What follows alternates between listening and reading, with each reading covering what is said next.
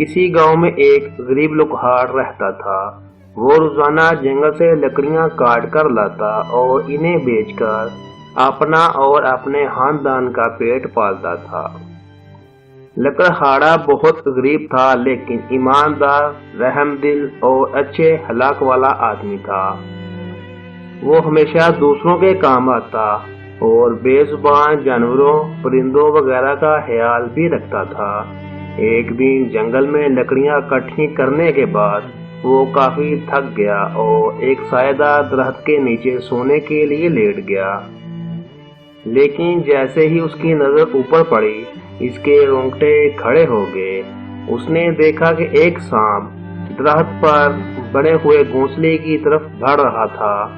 اس گھونسلے میں کوے کے بچے تھے جو سانپ کے ڈر سے چیں چیں کر رہے تھے۔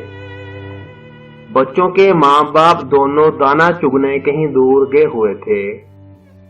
رحم دل لکہاڑا اپنا تھکن بھول کر فوراً اٹھ بیٹھا اور کوے کے بچوں کو سانپ سے بچانے کے لیے درخت پر چڑھنے لگا۔ سانپ نے خطرہ بھانپ لیا اور گھونسلے سے دور بھاگنے لگا۔ اسی دوران کوے بھی لوٹ آئے۔ لکہاڑے کو پیڑ پر چڑھا دیکھا تو وہ سمجھے کہ اس نے ضرور بچوں کو مار دیا ہوگا۔ وہ غصے میں کائیں کائیں چلانے لگے اور لکہاڑے کو چونچے مار مار کر ادمرا کر دیا۔ بے چارہ لکہاڑا کسی طرح جان بچا کر نیچے اترا اور چین کی سانس لی۔ لیکن جب کوے اپنے گھونسلے میں گئے تو بچے وہاں دبکے ہوئے بیٹھے تھے۔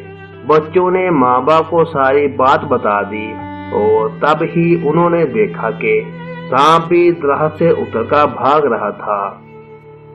اب کووں کو اپنی غلطی کا احساس ہوا۔ وہ بہت زیادہ شرمندہ ہوئے۔